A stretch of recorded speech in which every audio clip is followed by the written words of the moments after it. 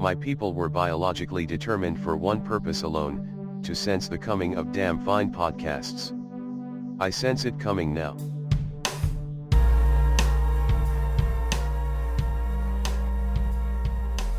Hi, and welcome to a Discovery Home Companion. Your podcast home for companionship, but not the kind we saw tonight on Discovery.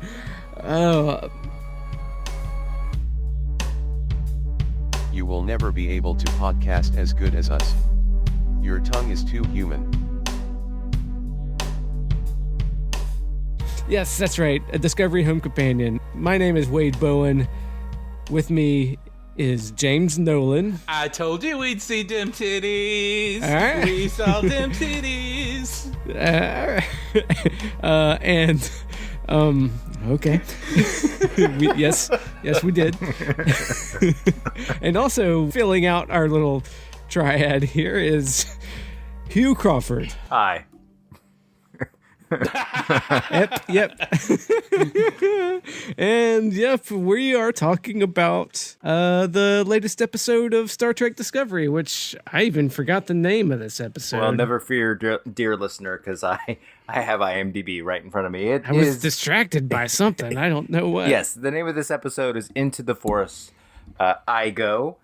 And let's see, this is episode 9 of season 1. And here is the IMDb description for you following along at home. Bypassing Starfleet's orders, Lorca uses the USS Discovery's crew's ultimate asset, the ship itself, in an effort to end the war with the Klingons once and for all. And titties. I think Them rubber Klingon titties. I'm just... Is that what we have to talk? Do we have to talk about the elephant in the room right now? Since it has already been named. I, for one... Welcome your Klingon titty overlords. My new Klingon titty overlords. Because you know what? I've been wondering about... Give me all the naked aliens. Okay, I'm making fun of this. Why they got Klingon titties in this show? Why? Why not, man? They can't, because they can. And you know what? It's a question I've been wondering. Star Trek is all about sex. Since the original series, it's been about sex. Having sex with weird aliens. Wait, I think that's a horrible misreading of Star Trek, but Star Trek has sex in it. Well, I'm not saying it's been about sex, but sex has always been a part of Star Trek. The whole, even from the original lyrics to the original song that Gene Roddenberry wrote to get royalty rights that never got aired, but if I have a book with the lyrics in them and it's all space love across a galaxy. Ba, ba, ba, ba, ba. So the idea of having sex with aliens has been with Star Trek since the beginning. Let's not call it sex. Let's call it rape. Well, we can call it that, but you know, the jury's still out on Ashfaq, right? No, we're going to unpack that in this episode. The jury's clearly not out on that. But I have a lot more to say about the episode in general. Let's do our impressions, starting with you, Wade. If we need to talk more about them titties, I think it'll come up. We could do that. I'm sure. This episode started off on a note where the Star Trek nerd in me was like, what the fuck? But then it went on, and I was like, you know what? I think I really like this episode. It started off with the admirals telling Lorca to abandon all your Star Trek principles and just run away and let this defenseless culture die because we're trying to win a war. And then suddenly Lorca turned into a Star Trek captain. He had ulterior motives in the end, but he starts saying, yes, we can't leave the Pavans to die undefended, and we're going to bend the rules like a Star Trek captain always does to go against the admirals to save the day. The problem, my initial issue was the admirals and Starfleet was being dumbasses and abandoning all their principles. Actually, what irritated me about the admiral, the Vulcan admiral was clearly showing emotion. He was clearly irritated at Lorca. The one emotion Klingons routinely have shown is irritation, but you're right. But yeah, they're like retreat and run away and let these people die, and Lorca's like, no, we can't do that. And that's like that's the Starfleet, that's the Federate, that's the move that a captain is supposed to make. And then he turned into a Terran at the end. Yes, probably. But that's only like if you really can read all the dog whistles. What, I'm going home, and then he sets the coordinates different? Yeah. So, yeah, he did. I mean, he did. But for the layman, it's not exactly clear, but yeah. I mean, I'm with you. I agree that he probably did. Okay, I think this episode was 100% from the first minute to the end, including them titties, was just dumb stuff. It was dumb TV. This is everything. We have a checklist of things that we thought were going to happen that pretty much all happened. I mean, with the titties were a surprise. Yeah. So the titties were a surprise. We get confirmation on We got confirmation on Ashvok. It now seems that it's an implant. He's a Manchurian candidate. But nonetheless. Right. Yeah. So it means I was right. So I'm vindicated on that. And I still say it's not as dumb as you insisted it was, that he's a Manchurian candidate. Because I thought it was done rather well in this. I was annoyed they still dragged it out for the ultimate reveal. I want to get off the gate with, there's a lot of stuff that I liked about this. There was some stuff. Okay. Like, I think the action stuff was really slick and worked. The pacing of the episode worked. Well, except for the parts that were excruciating to watch, like, because they were boring and tedious, and I hated them.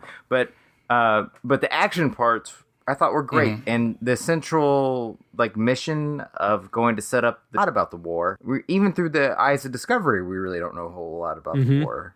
Yeah, that was my big beef with this episode too. Like, Lorca gives this inspiring speech, like, you all started off as science people and nerds, but now you're all warriors, and we've really come a long way, haven't we? Yeah, I mean, it's like, well, if that's what you want the show to be, then okay, fine. But you got to show us that journey, because we haven't seen any of that shit. We didn't see any of that. Yeah. Even with Stamets is not a warrior. Yeah.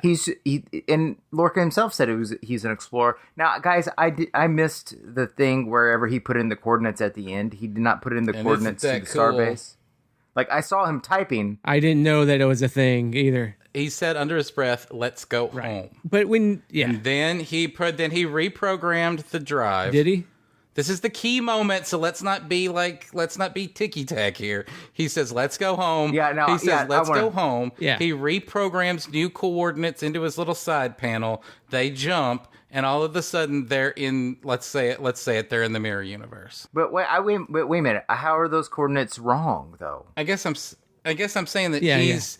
I think that confirms the theory that he is from the mirror universe. From the mirror universe. I don't know, but I'm saying that we're seeing mirror universe. So you think that there's a good Lorca, and that's why he's definitely got shenanigans afoot. So Berman is actually probably a key component to the mirror, like a key figure in the mirror universe. That's why he needs to keep her safe. Just like that's an interesting point. Yeah. Just like Avery Brooks was a key character in the mirror universe, and they needed and he could do things. Yeah, his mirror, the Cisco counterpart, could do things.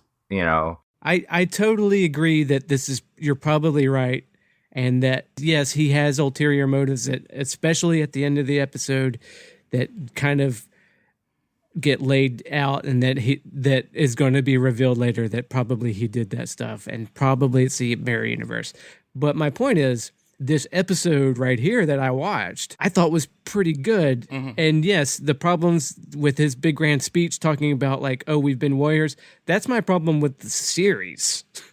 And what we've seen so far, that we haven't seen that progression of them from science to warriors. But this episode itself, you think it's good in the sense that I did like that, like the action sequences worked and the story was clearly told, except for I guess the coordinates going in and let's go home. I didn't pick up on that like James did. Right, I didn't pick up on let's go home, and he fudges the numbers, especially right then. But he's definitely because he insisted on going to warp. He didn't manipulate Stamets into doing one last jump. He just didn't argue with him, because as far as Lorca was concerned, he was like, "We'll just warp. No more jumps. We'll just warp." And then Stamets was like, "We can do one more. We can do one more." And he was like, "All right."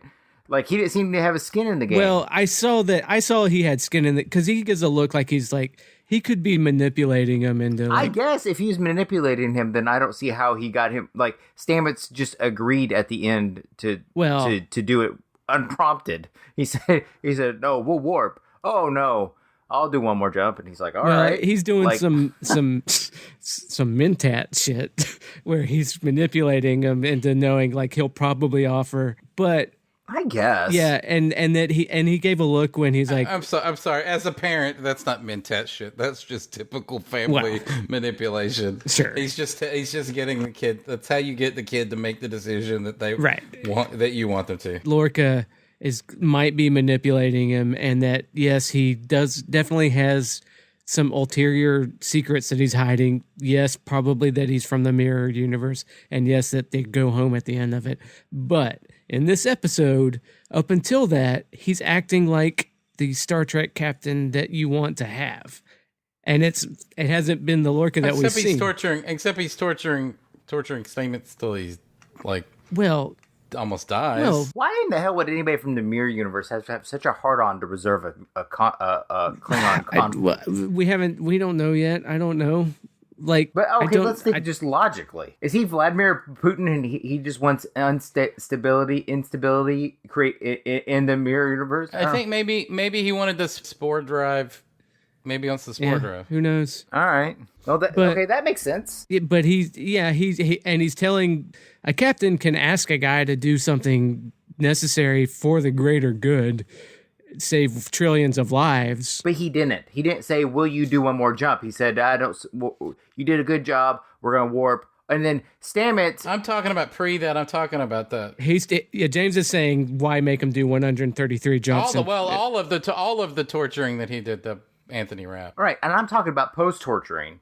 Whenever Anthony Rapp didn't have to do any more jumps at all. Right. And he volunteered unprompted to do the last jump. The jump that took them to the mirror universe. Yeah, because he's given him the nice guy, oh man, I gave you the medal instead of taking it myself, blah, blah, blah.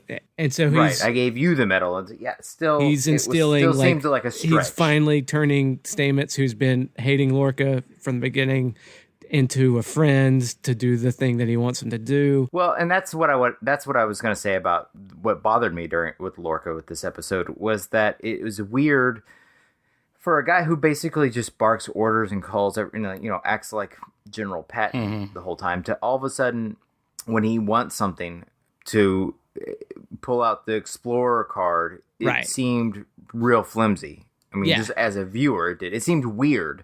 Because here we're watching somebody act completely out of character.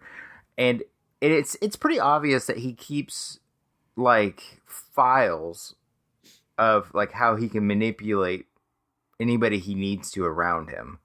You know, like, he knew Stamets' number. I think his shtick is he comes off as daddy. But it's clearly shtick.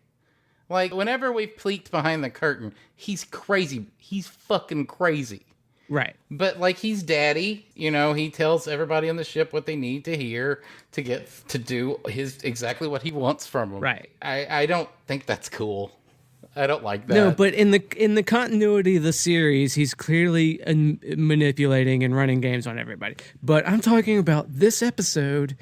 But how am I supposed to isolate it? How am I supposed to isolate all this shit? No, I'm saying he's acting differently in this episode than he's acted in the rest of the series, but he's doing all the things that until he hijacked the whole ship and sent him to the mirror. Yeah, but that's at the we haven't even talked about the middle of this episode. When he types in those coordinates, how do we know those coordinates are the wrong coordinates? Is what I'm saying. Was there something on his screen that said mirror universe on it that he could just tap into? Yeah. Right. Motherfucker could have just really wanted to go home, and we just don't know that. Well, they established that you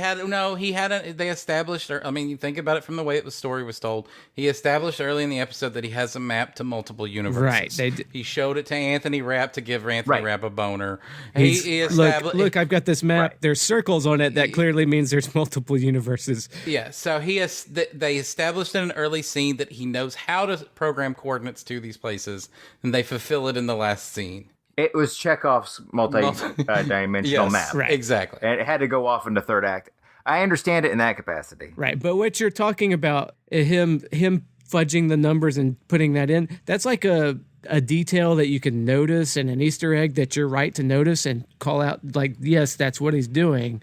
But that's not the story of the episode. That's just like a sweet little detail you can figure out to see where he's going with it. But that makes it what James says makes sense. It's like how I knew Cornwell was alive.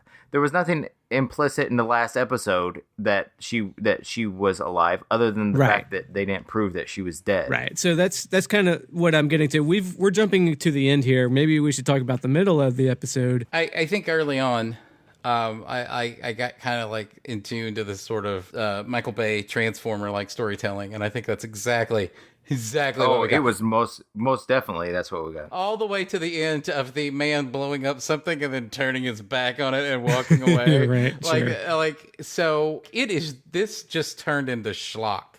This turned into all the way to like this weird continuity error in the fight where he knocks her knife out of her hand, the Cole did, and then like literally without a jump in the action, the next edit she's got the knife in her hand again. Like there's lots of little I saw that too. Yeah. So there's lots of like little like dumb canon film in continuity. This was schlock. This was just silly B movie schlock all the way from the beginning of the episode to the I'll end. have to rewatch it during that fight. I thought like maybe it was my mind filling in the gaps where she quickly picked up the knife or took a knife from. But yeah, you're probably right. No, it was a bad job. It was a lot of like Transformers action-y stuff, but a lot of yelling at each other, a lot of, oh, I got these flashbacks, I got the flash, and then all of these like images and like these random images, and they're like, you need to get it together, and oh, love brings me back. Like, right, well, I mean, it's dumb. And I don't want to miss it. Right.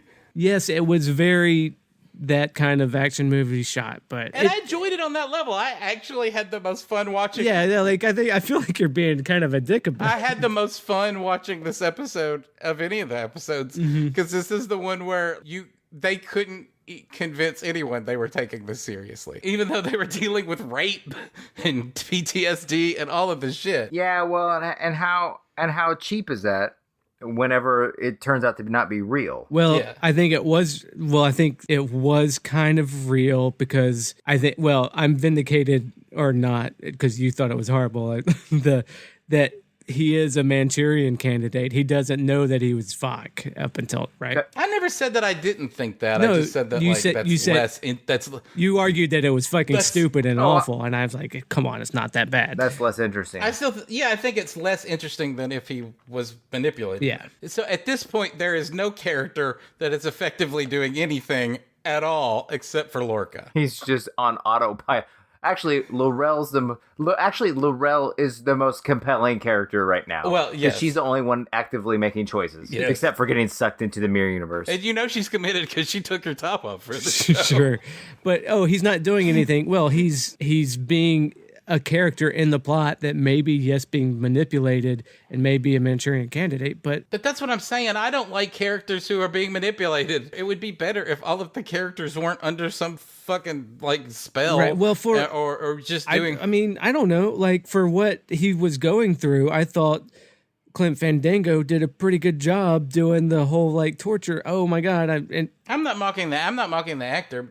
Like I'm mocking I thought it was written well the way that they did it. It was doing it very action schlocky, sure, but oh god, that was very tedious to watch. It was so overwrought and overcooked. I disagree. Are you kidding me? You really wanted those scenes? You don't think those scenes could have been at least 30 seconds shorter? I don't know. They probably could have. I'm sure they could have been, but I was along for the ride for them. All right.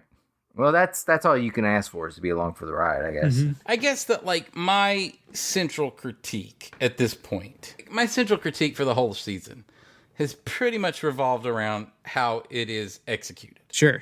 Yeah. And how it's written and how it's executed. And this episode laid bare that, I mean, this was some of the worst writing we've gotten yet. Really? Because I thought this one held together better than most of them. I thought this was the worst writing that we've gotten yet. Tell me what specifically was the worst writing that you thought was in this one? Because I thought this one held I like Bo Yeon Kin's writing in this one, except for the dumb Starfleet he decisions. touched on some of the cliches already, the dialogue, where I've treated people with PSG, like where she can't move her legs and she's been held captive, but she's still got to lay out her credentials. She's got to preface it with, because they had to establish what her superpower, what she was bringing to the ordeal. Right. I know. It's just like, I know, and I'm saying that's like they have him talk out all of his torture and all of his and that whole scene was way overwrought and way overcooked and long. Did he talk it out, or they just did the jump cut Oh, he talks it out for 20 minutes with Burnham. It was the longest scene ever. That's what I was saying. Where he's talking about how that's what I was saying. Yes, and I was like, they could have cut 30 seconds off that scene, Wade. I mean, they could have. It was mostly just pauses and heavy breaths right across somebody's face. I mean, it was. Yeah, it's him acting. I don't know. It's him acting his ass off. I thought kudos to Clint Fandango. Everything that we're talking about is a taste level. I know. So it's hard to so you can counter with, I thought that was fine. And there's nothing that we can really say about it. Sure. So I don't know. Okay. But I felt it was way overcooked. And I thought specifically the worst stuff was the Stamets stuff, where he was using the thesaurus real heavy. What? When? With Lorca in the bay.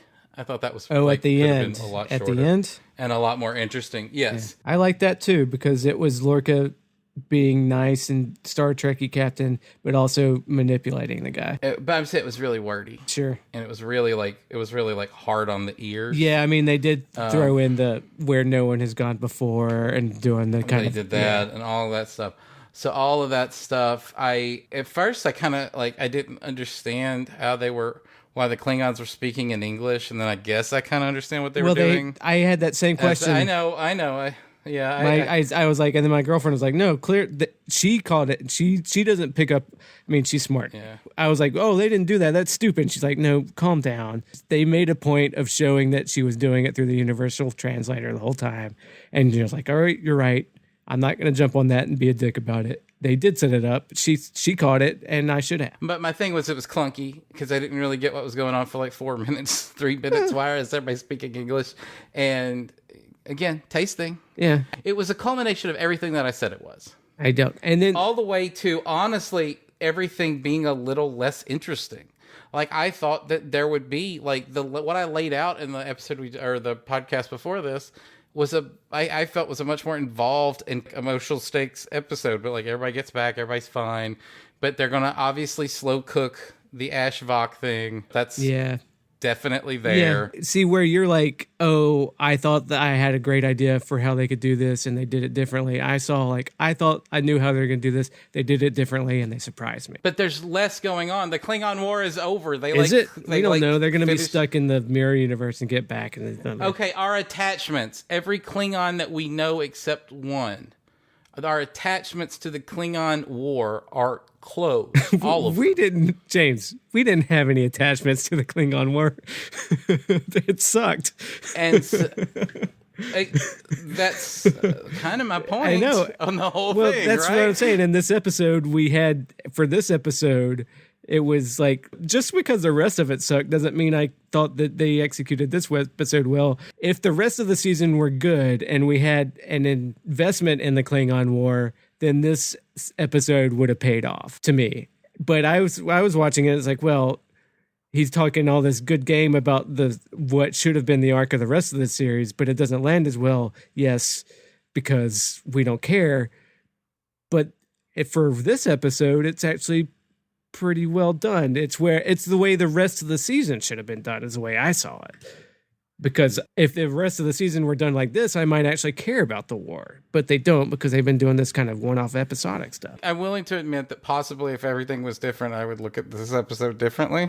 Right. So games, yeah. I don't. That's awful brave. That's awful brave of you, James. That's awful big of you. But if the rest of it sucks and I'm going in ready for it to suck, of course it's still gonna suck. Can we agree that the first half sucked though? At least I only disagreed with the cowards.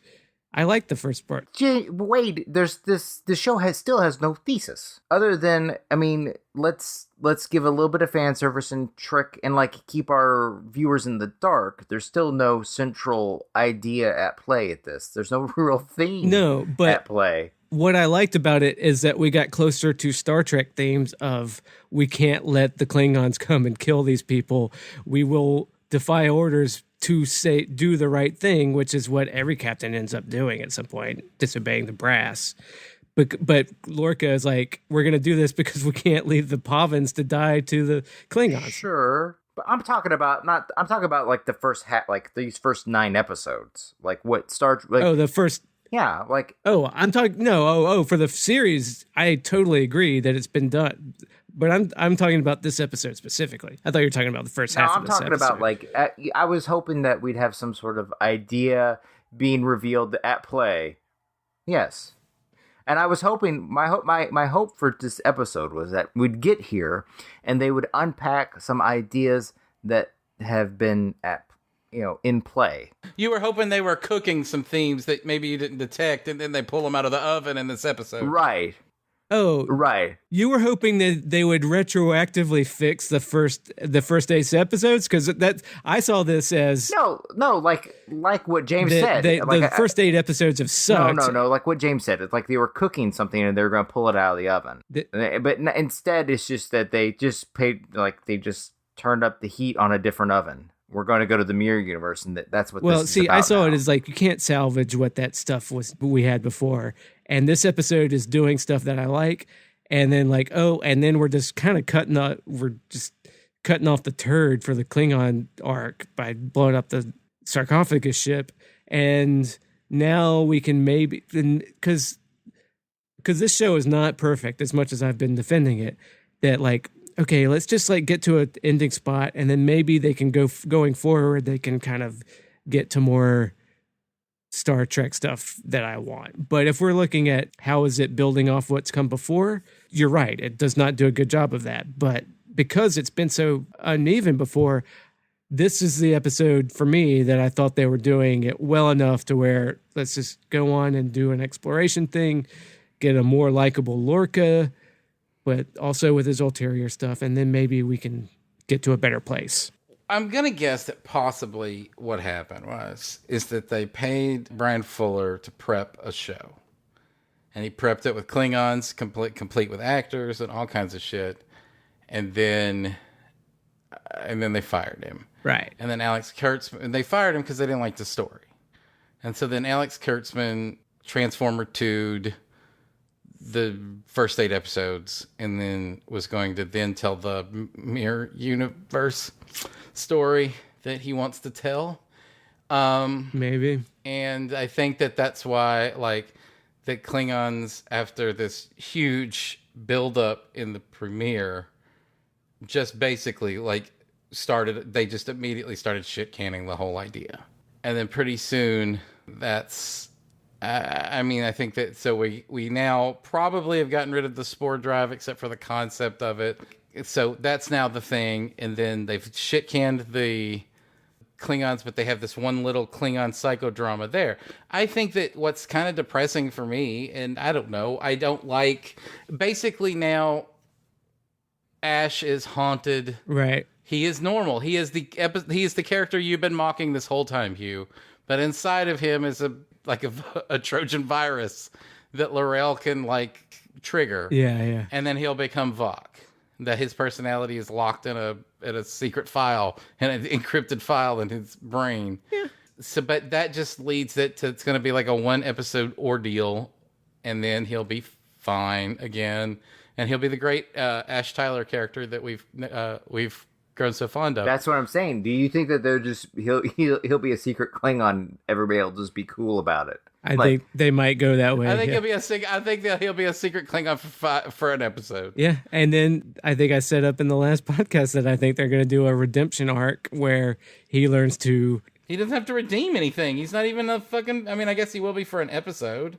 Well, he's going to have to amalgamate his two sides of the Ash Tyler and the Tecumseh, or the Vok. He's going to have to, because he is Vok who's been given Ash Tyler's memories, or vice versa, he's going to have to learn to bridge and learn how to live with both sides of himself, because that's what this show's all about, I guess. They keep saying. So we've done for 2 years now, almost 2 years. We've done a podcast on Deep Space Nine, and in those 2 years, we've accumulated a long list of shit we hate about that comes up in these here Star Trek stories. And it seems like they're trying to cram all of them into this first season of Star Trek Discovery. What you and Hugh hate are sometimes different than what I hate. So maybe that's part of our division here. Like, y'all are on record as really hating the Mirror Universe. Mirror Universe episodes where people are taken over by like a brain virus. I hate those. Yeah. I don't know. But those are things that happen in Star Trek, man. I don't know. I like how weird space can get. That's one of the most interesting things to me, is that space is full of infinite possibilities and for being super fucking weird. So whenever you go over the same territory over and over and over for your story ideas, you're just mining what used to be weird. You're not exploring what could be weird. So that's my central problem with these tropes being revisited over and over and over again. This is just Star Trek salad. Whenever they hire a new writer to write Batman, and he's like, well, I'm going to come in and I'm going to tell a Joker story, and Joker's going to hurt the people around Batman that Batman loves. And Batman, it's like, yes, okay, that's a story that, so... Like, these are the same stories over and over again. I noticed while they were loading... Everything's been told already. Everything's copying something else. But I refuse to believe that. That's my frustration, is that I think that space is infinitely... but you have story engines where people can literally do anything because it's the future, and you have endless possibilities, and you're getting mired with some of this same shit that they did 40 years, 50 years ago. Yeah, they're playing into what people want. But, I don't know. But even if they were doing that, that's fine.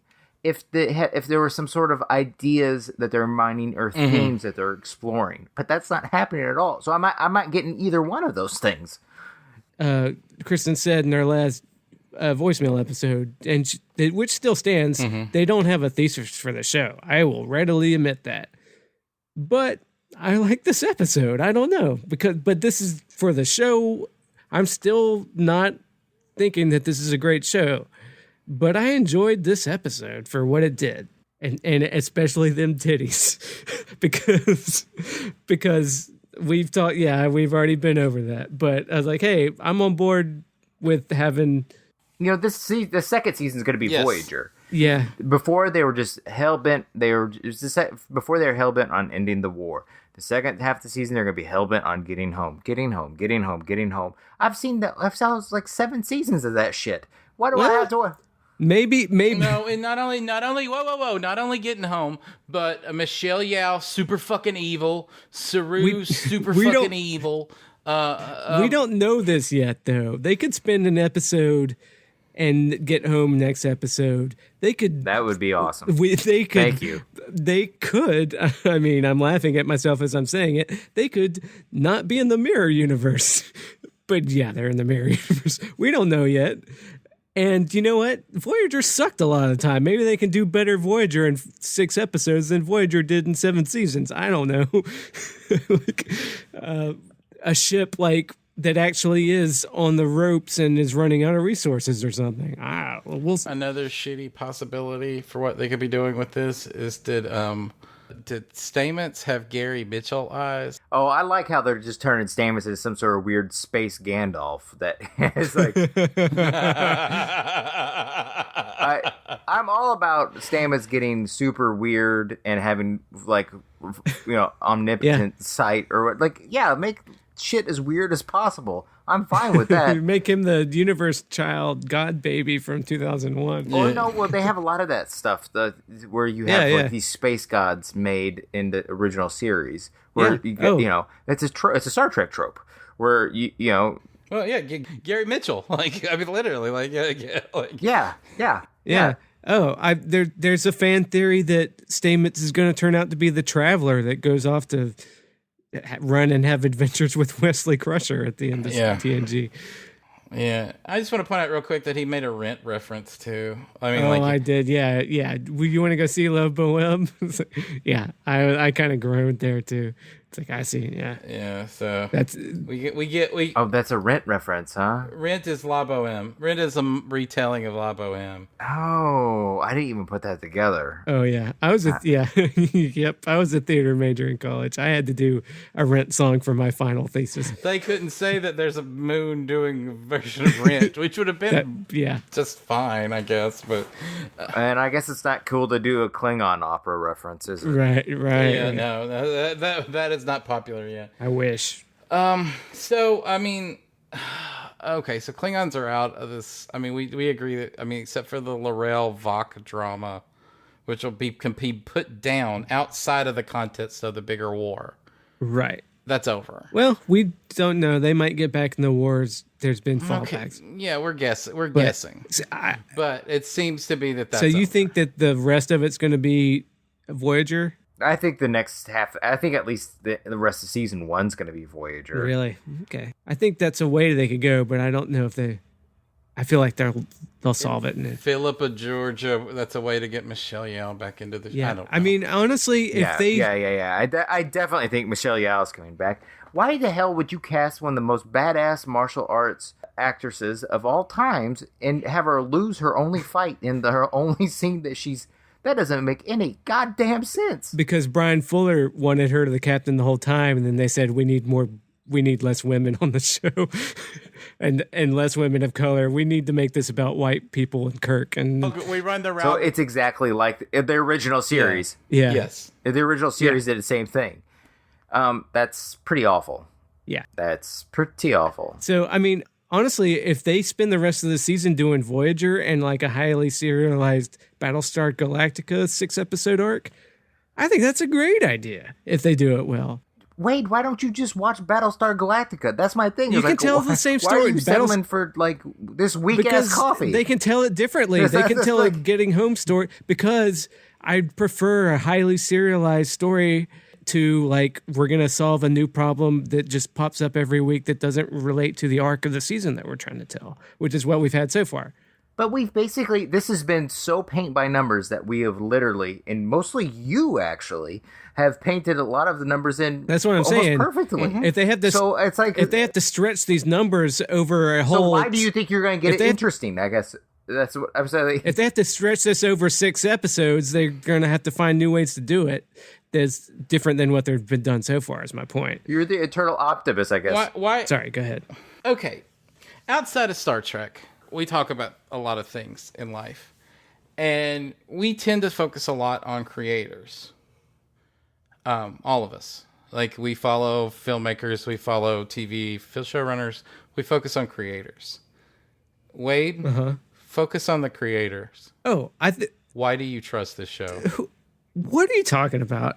I've been on the record of saying how little I trust these producers. And yet you just spent the last 30 minutes talking about how you trust these people to do an interesting story. No.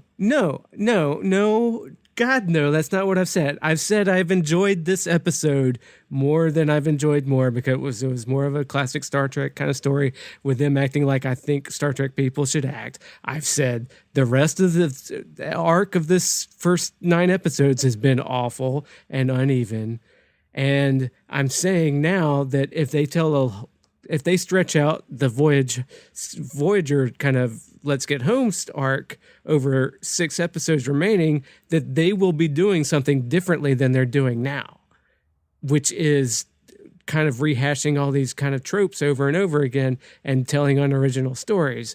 I don't trust these people to tell an original story, but if they're going to tell a big, long Voyager story, I would rather them try to do that than to come back and retell 6 different original series stories over and over again. There's the third option of them telling something wholly original. But you trust these producers to do that? I don't. Oh no. Yeah, that's what I'm saying. I guess I'm a little bit taken aback, like, by this. Now at the end of the first chapter of chapter 1. Yeah. I'm a little taken aback because we've spent 9 hours arguing over the show. And it seems like now your conceit is this, that the show is dog shit, and you're hopeful that it's not dog shit next year. No, I'm saying I found... We've mostly been fighting, even on this episode, mostly been fighting on whether the show is dog shit. I'm saying I've been able to find things to enjoy and all of this, but if I'm watching the whole arc of the series, it's uneven and not done well. I've been saying that. Okay, but is your point... okay, so I'm not trying to compare it, but like, is your point saying that like I had to spend an hour in the doctor's office, but I found a way to make it enjoyable? Like, you're still in a doctor's office. No, well, I'm saying that this episode was the capper on a 9-episode arc that was but infuriating. I'm not talking about the rest. I'm talking about this episode in isolation. I enjoyed it because it was finally giving me what I wanted. There was some entertaining stuff about this. And I think actually Sonequa Martin Green. Yeah. That's her name, right? I'm saying that correctly. When she was doing this action stuff, like, and when she was about her mission and going around the ship, I really I was with her as an actress. Like, I feel like she's a bit misspent. Like, I feel like the greatest crime this show has committed is wasting her talent as a lead actress. Is she an action? Like, I feel like... Do you think she's an action star? Well, there's a lot of action in Walking Dead, I guess. But, yeah.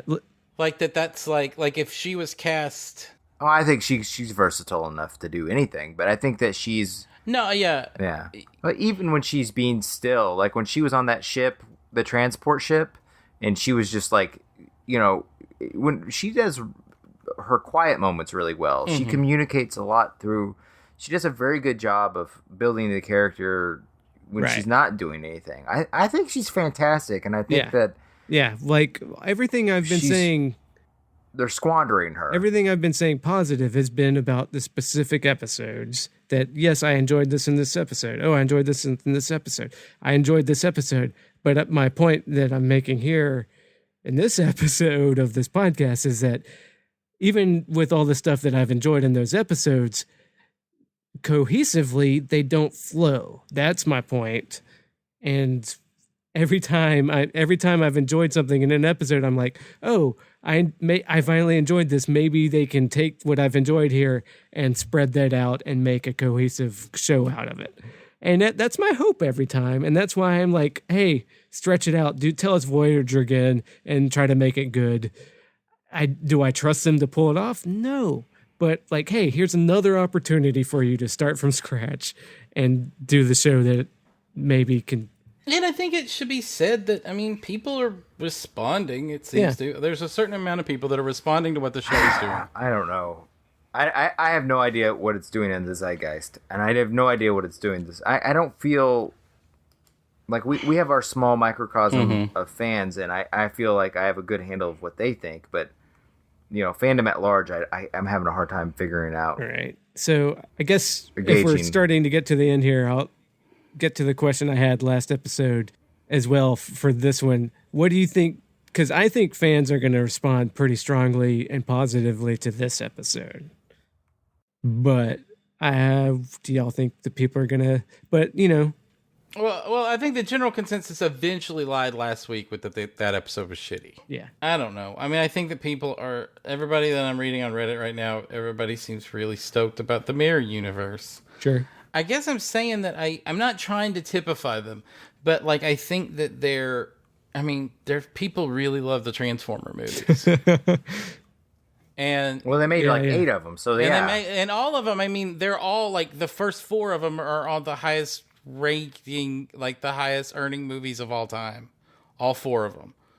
So I mean, we can act like they're not Star Wars, but they're basically Star Wars. Well, they made all their money because China also loves them, and there's like 6 billion people in China. So, right. So people really love these Transformer films. Mm-hmm. They're popular in America too. They do good up until this last one. Yeah, they do. This last one seemed to be the end of a zeitgeist. Like it might be time to bury that. Right. So people really respond to it, and I'm wondering if this is one of those things where it's like, there's a certain amount of people that really respond to the show. Yeah. I should go back and rewatch all those Transformer movies because I only saw the first one. Didn't like it so much, but... Well, it's the best. It's by far the best one. I like John Turturro in it. Watch the Lindsay Ellis explorations of all of them. Like she does, she's still in the middle of them, I think, but she's done like 8 of them so far, and they're great. The most interesting one is not only the one I shared, but there's an interesting one on looking back on how the script treats Megan Fox's character versus how the camera treats Megan Fox. Oh wow! And that's like a really interesting sort of like expose on how like a camera can be sexist. Yeah. But anyway, like I said earlier, I thought that the Klingon. This episode had a dumb fun to it that I had in the same way that when I watch Bloodsport or Chuck Norris movies or any old canon film, I thought that it had that kind of something to it, that pizzazz to it. It's like watching Predator. It's like watching Predator at the end. Sure. Sure. But on the other hand, I have to come home and go, is that what I want from Star Trek? Fair enough. And it's absolutely not. So no. So yeah. But we did get the saving this vulnerable people, but fine. Fair enough. We did. Kind of. Well, we kind of got it. We never. I mean, we did meet them. Who didn't show up at all? That was kind of you're right. Yeah, it's like we did meet them. We should have like closed out that storyline with them, but this show doesn't have time. Yeah, it's just snapping. Right. Yeah. Oh, yeah. Don't get me started on all the time they have to fit into their blocks when they've said that they don't have to fit into the time. Yeah, we don't have to do 42-minute stories. We can do 47-minute stories. Like, fuck you, man. Game of Thrones does hour and a half, whatever. So yeah, that's the thing is that this. You guys still think this is going to be shown over the air on during the break at some point? I mean, all they have to do is just not. They have to show an alternate fuck scene whenever they said this is fucking cool. Yeah, they got, and then they have to just cut out. They have to cut out the titties and just add some more gore.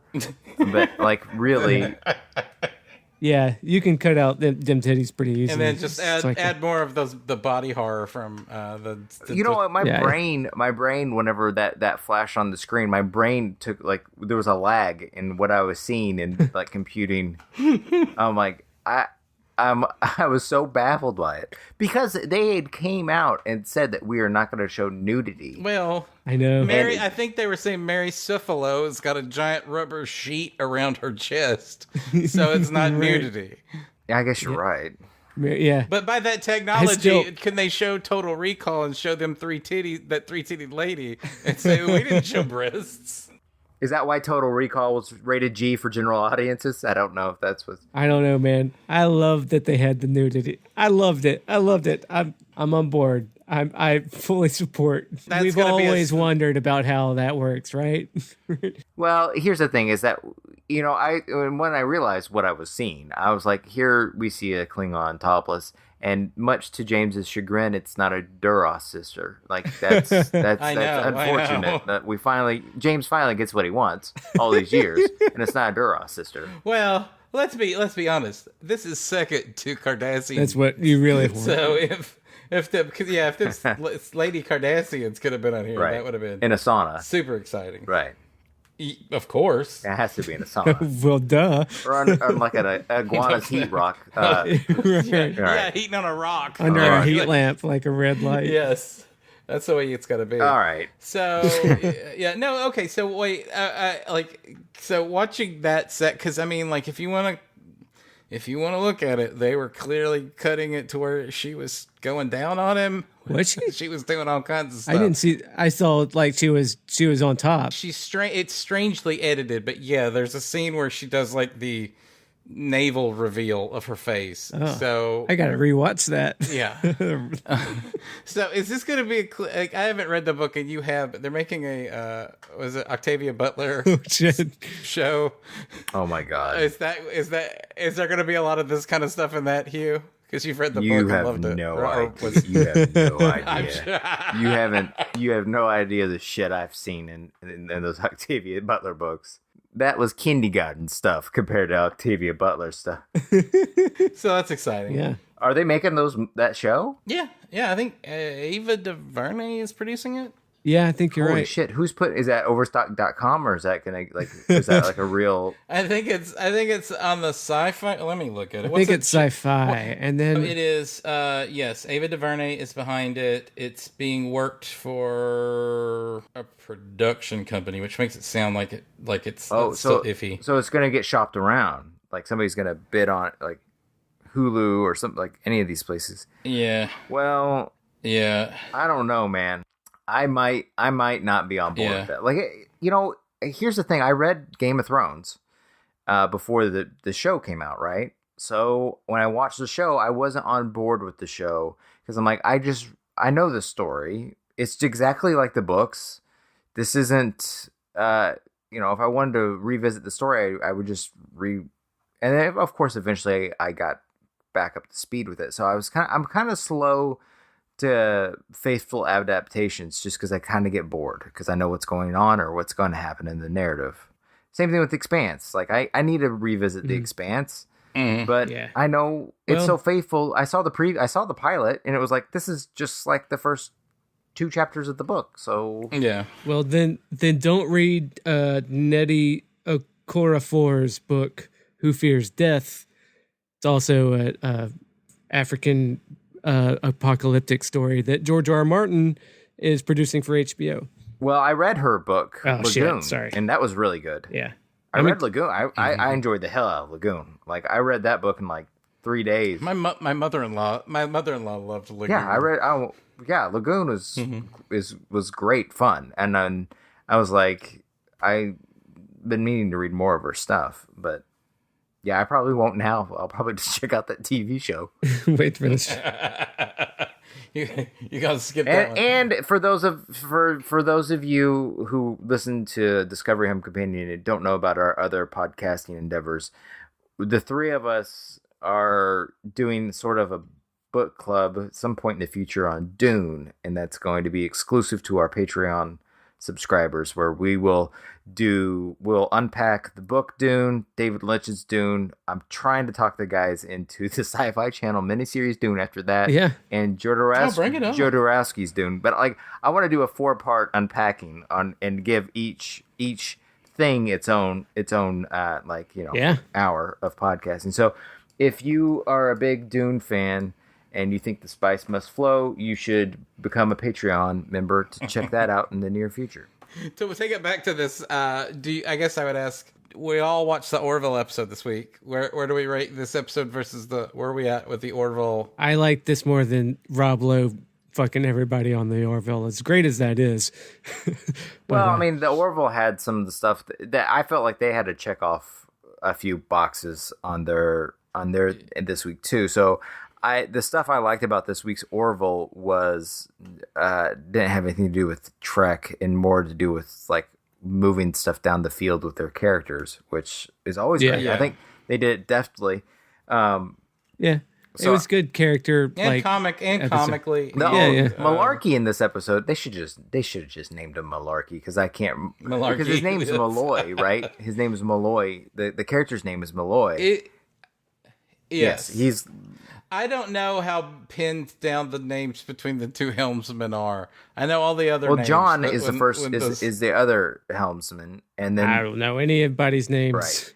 Well, Penny Johnson gets to do all sorts of badass stuff in this. This last she does. She was a straight up G in the episode before this. That was one of the best episodes of Star Trek I've ever seen. Do we need to compare sex scenes between Klingon boobs? I think we definitely do. And sex with a goo pile? When she was in the goopy orgasm pod, my little daughter, because I didn't think what the hell's wrong with this, and my little daughter walked in and she goes, "What's going on with her?" And I go, "It's weird." Yeah. she goes, "It is," and then just kept walking. We can cut this part out for child support services if you want. No, I'm just. No, I think the Slice Orville episode was pretty great. I thought, and I enjoyed it. Too, enjoyed it more than this episode of Star Trek Discovery. But that's they're both fine. That's personal taste again. Yeah. It's all about taste, I guess. If we weren't doing a podcast, we're all going to cancel if we haven't already, we're all going to cancel CBS All Access, right? No, I got the inspectors queued up on my wish list. Oh yeah. Oh yeah. I might catch up with The Good Fight. No. Yeah, I got a lot of Scorpion to watch. I guess I'm running out of TV shows. So I'm canceling. I'm canceling. I'm gonna save my month subscription. Okay, that's gonna buy a Big Mac. I'm gonna save my monthly subscription. But so do we come back? Would you come back if you didn't have a if we didn't have a podcast? Yeah, I enjoyed this one. I was like, oh, let's see. I wouldn't come back for the money. I would have been out on after episode 3. I would have canceled my subscription. Like, there's no way I'm paying for this if I'm not doing a podcast. It's I just cannot believe that the 9 episodes in and like $15 or $16 later that they're. I'm gonna have a conniption over it. I think it should be over the air, low commitment TV. I mean, I think it does have a low commitment thing, and I said that this might be. I said this earlier. I think this may be some people's cake, like they really dig this. I think some people are like Star Trek and want Star Trek as a franchise to do well. Yeah. So it's like those people that if you look for like those Justice League tweets that keep showing up in my feed where they're like, I hope this movie's good. I hope it's good. I hope everybody likes it. So I think that there's just a general sort of hope for the show. Yeah. I'm committed to. I do Star Trek podcasts. Right. I'm not like I'm not a giant fan, as anybody knows. We got called out for like not doing a lot of research. We're not giant fans, but I love. A large chunk of it has given my life to it, and I think that was committed to that love was based on good storytelling and not ships and shit. And I think that there was there's a chance to have a show that is about good storytelling. This is ships and shit. And so and I think that there's a lot of people that are just really hopeful because it's their team Star Trek. Yeah. And rah yeah. Hopefully next season will be better. And so I think I don't want to hurt. I mean, salute. This life is hard. Like, this America is shit. And if like trying to find a way to like this show makes you happy, and paying out all of this money for a shitty app makes you happy, I'm not going to judge you on that. Like, I do a lot of dumb shit, but for me, this is just not. Yeah, nobody's enjoying paying for the app unless they're like maybe if they're like into BDSM or if they've got like a. They're femdoms. Pretty hardcore subs, yeah. They're femdoms who put CBS in charge of their finances. Exactly. Findoms, not femdom. Fin, yeah, right? Right. That's what it's called. Fin. Charge me $100 for it. Yeah. Oh yeah, free zombie. Yeah. Oh yeah. Let's watch those commercials again. Oh yeah, I'm so hard right now. Yeah. Well, we're gonna do this again in January. That's We're right. gonna come in. We're gonna take the Christmas break. Yeah. We're gonna read some. We're gonna do some. We're gonna read some Dune. Right. We're gonna do some Dune. We're gonna do some deep. We're gonna have the holidays, and we'll come back in January. Do we need to do, or will we? There's a chance we might do a state of. Yeah, pour in the Q&As. Yeah, do the Q&As. Yeah. Oh, definitely. Let us know what you think about it. Yeah. We could even do a state of how would we? How could we have fixed it? How could we have fixed it? I actually have a lot of ideas for that. Oh man, how do you? Yes, I got a lot of. I'm glad I've kept my cards because I was going to do a video for our Patreon about this, about what I wanted to see. Ooh. Okay. If you want me to not do the video, I could do it, save it for the pod. Do the video, and then I can do a 2-minute video and then expound upon it when it's my turn in the pod if you want. Totally. Yeah, that's a great idea. That's what. Yes. Get the teasing video, the appetizer. Yeah. Those are ideas that could work and would be really easy to sort of throw up. So. All right. Yeah. So you hear it. Give us a call. First off, let us know what you think about this episode and the series in general, I guess, since we're at the break point here. So give us a call at 917-408-3898 and give us your thoughts on Star Trek Discovery. And also, like they said, the Patreon, figure out what we think there too and join us on that conversation. at patreon.com/kickersofelves. This is horrible to do here, but I just had this one last thought. This is like, these come up when we just do it right after we watch the episode. Mm-hmm. What was the point of saving Cornball if they were going to shuttle her off before they jumped to an alternate dimension? Did they? Yeah, she was on a shuttlecraft. Her shuttlecraft arrived. The Vulcan admiral said she did not make the jump. Her medical, that she's got treatment, and yeah. I don't. Yeah, you're right, because I just forgot. I totally forgot about her. It's like, oh yeah, what did happen to her? Why did they shuttle her off? I don't know. I don't understand the point of her character at all. I mean, you could have literally cut out her character didn't advance the narrative at all. It just added heightened stakes for Lorca for one episode that he might get caught or kicked off. Yeah. And then they had to deal with it. Yeah, it's weird. I thought maybe they were... That is weird. Yeah, and I thought maybe, like, as I theorized about it, they could have kept her alive as a testament to Burnham's, clearing her name. Yeah. But I don't know. I mean, I'm glad that you and I were wrong and they kept her alive, I guess. But like, yeah, to what end? Wait a minute, you guys both thought she was dead? I think I did by the second point. I just kept asking, what's the in-text reason to believe that she's alive? Oh. And it was true because it was like, well, they didn't do something cliche to show they're dead. Yeah. But like, we know their instincts. They've got shitty instincts. And yeah. Yeah. So what's also, if you can shuttle people off your ship to send them back to Starfleet, why couldn't they shuttle the prisoner off to send her back to Starfleet? Why do they keep a Klingon presence in the brig on the ship? That's a good point. That's a good dumb point. that your point's dumb. That they're being dumb. Yeah, they didn't want. Okay. They didn't pay for her to be on the show. They need Laurel around for the Vox story. Is the answer. Right. Yes. Yeah. And they need Jean Brooks off the show because the line producer couldn't fit her in that week. Yeah, they don't have scripts for that. So okay. Oh, that's it. All right. Yeah, we can finish it. We can do the right. exit now. Back to the end. All right.